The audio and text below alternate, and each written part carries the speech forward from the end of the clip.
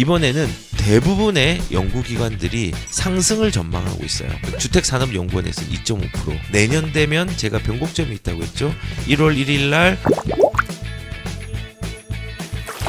사실 여러 연구기관에서 이제 전망들을 내놨어요. 2022년도는 어떻게 될 것이다 라는 전망들을 내놨는데 무조건 오를 것이라고 얘기한 게 아니라 연구기관도 과거에는 떨어질 것이라고 전망하고 있는데 이번에는 대부분의 연구기관들이 상승을 전망하고 있어요. 우선 보시면은 주택산업연구원 어떤 파일이에요. 2022년도에 주택 가격을 예측을 하자면은 일단은 급등 지역을 제외하고는 하락세로 돌아서지는 않을 것으로 전망이 된다라고 하고 가격은 전국이 매매가는 2.5%, 전세가는 3.5%를 상승을 예상을 한다고 했어요. 보통 근데 이렇게 연구기관에서 예상하는 것보다 더 많이 오를 경우가 훨씬 많았습니다. 과거의 이력들을 보면은. 그리고 지금 주산연뿐만 아니라 한국건설산업연구원에서도 부동산이 전국 매매가가 한 2%가 오를 걸로 예상을 하고 전세가는 6.5%로 각각 상승할 거라고 예상을 했어요. 연구원에서 떨어진다고 얘기를 많이 했거든요. 근데 지금 여기 보시는 것처럼 그 건설산업연구원에서 한국건설산업연구원에서는 어떤 세미나에서 전망 발표를 했는데 전세는 6.5% 정도 상승할 거라고 예상을 했어요. 그리고 이제 대한건설정책연구원이라는 데가 있어요. 거기도 이제 보시면은 뭐 여러 가지 얘기들을 많이 했어요. 이제 이렇게 막 분석을 다양하게 했는데 결론은 2022년도 전망은 되게 좀 세게 했더라고요. 2021년도의 전망은요. 아파트 가격은 매매 가격은 전국은 2021년도 예상은 13%인데 2022년도는 5%다. 5%고 수도권은 7%, 엄청 세게 얘기했죠. 그다음에 전세 가격은 전국이 2022년 4%, 수도권은 5%올 것이다. 라고 지금 이제 대한건설정책연구원에서는 얘기를 했어요. 그리고 또 대표적인 게 우리금융경영연구소가 있어요. 여기서도 이제 브리핑 자료를 보면요. 이게는 막 상승할 것이다 이게 아니라 지금 2021년도에 14.9% 정도로 되게 많이 가격들이 올랐는데 오르긴 오르지만은 조금 둔화된 양상으로 한 3.7% 낮아질 것이라는 게 떨어진다는 게 아니라 14.9% 2021년도에 대비해서는 좀 낮아질 거라고 이제 전망을 한 거예요. 그래서 여기 이제 저는 이거를 좀 다 한번 오늘 다 읽어봤거든요. 읽어보면은 이 연구원에서 되게 진단을 잘 하고 있는 부분들이 많더라고요. 예를 들어서 뭐 이런 것도 있어요. 최근 한국에는 가계부채가 급증하였으나 현재 시장금리에 반영된 수준 2020년 말 1.5%까지는 한국은행의 기준금리를 인상하더라도 가계의 원리금 상환 부담이 소비를 제약하지 않을 것으로 판단이 된다라고 얘기까지 했어요. 그러니까 일단은 저는 이제 그 생각을 좀 많이 해야 되는 게 우리가 금리 인상에 대한 부분들을 되게 무서워하잖아요.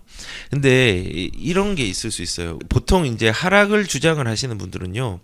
금리에 대한 인상을 되게 집중을 해요. 그래서 이 금리를 버티지 못할 거다. 물론 개개인으로 따지면 버티지 못하는 사람은 분명히 발생을 하지만요. 지금 가격들이 떨어지지 않을 거라고 하는 사람들은요. 수급 문제에 대해서 더 집중을 하고 있어요. 우리가 이 둘 중에서 어떤 거에 더 무게를 두냐에 따라서 우리가 선택의 기로에 서게 되는데요. 대부분 금리는 제가 나중에 다시 말씀을 드리겠지만요. 금리는 경제 성장률하고도 같이 봐야 되고요.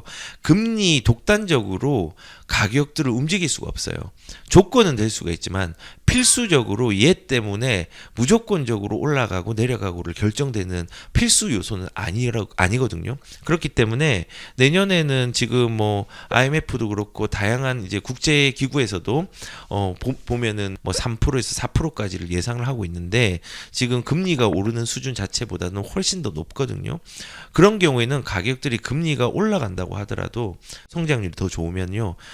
금리가 올라간다고 하더라도 집값은 떨어지지 않았어요. 그러니까는 무조건 금리 하시면 안 돼요. 금리는 변수가 될 수 있지만요. 절대적인 변수는 아니라는 걸 저는 말씀을 좀 드리고 싶어요. 그래서 주택산업연구원에서는 2.5%, 그다음에 전세는 3.5%, 그다음에 건산연에서는 2% 매매가, 그다음에 전세는 6.5%, 그다음에 5% 4%, 그다음에 우리금융경영연구소에서도 3.7%고요. 그다음에 국토연구원이라고 국가 연구 기관이 있죠.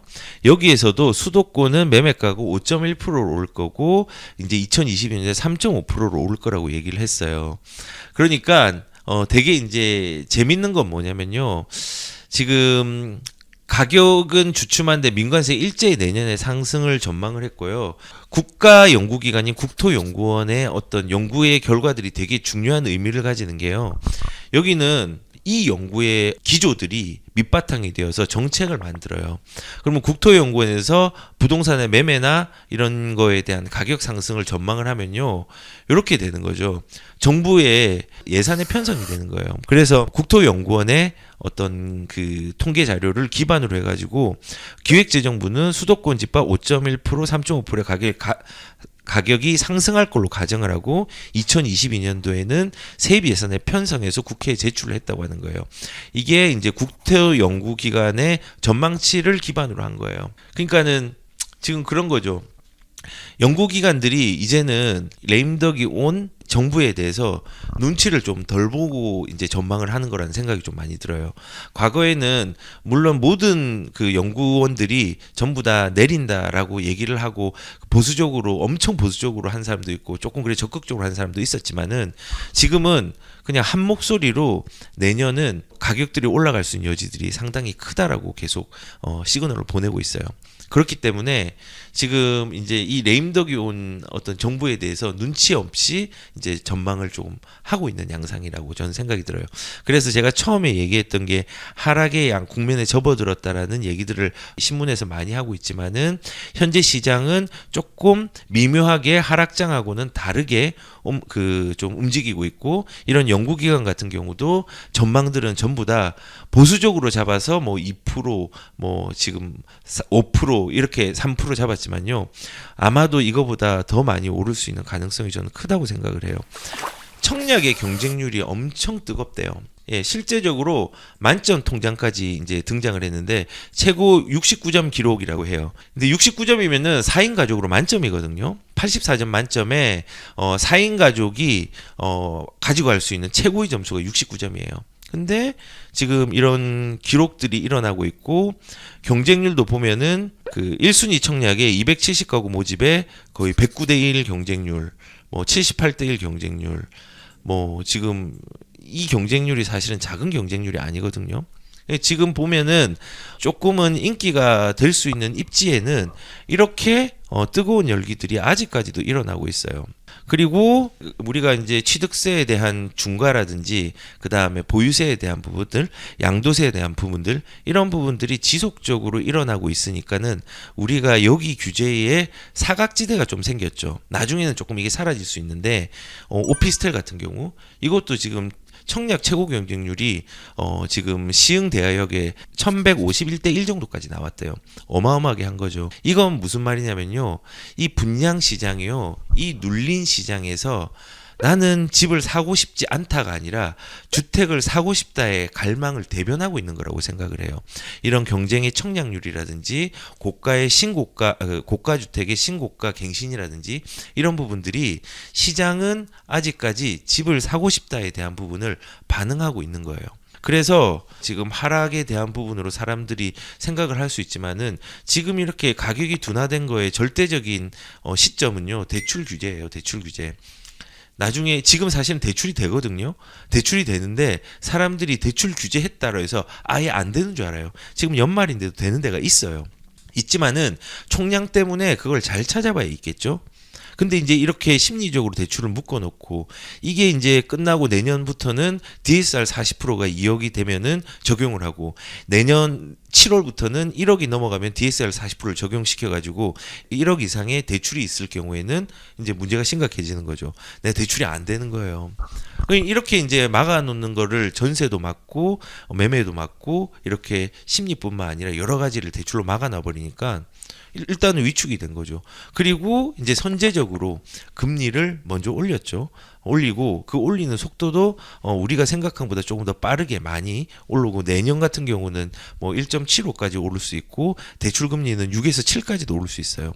그리고 지금 대선에 대한 불확실 때문에 위축이 된 거예요. 그런데 그런 위축 때문에 그리고 또 가격들이 급하게 올랐죠. 급하게 올라가니까 문제는 뭐죠?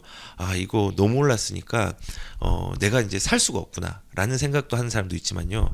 매도자 입장에서는 아직까지도 시장이 반응할 거라고 가격들의 호가를 높게 올리고, 매수자 같은 경우는 이미 많이 올랐고 미래에 대한 불확실성이 너무 크기 때문에 멈춰 있어서 관망하고 있는 거예요.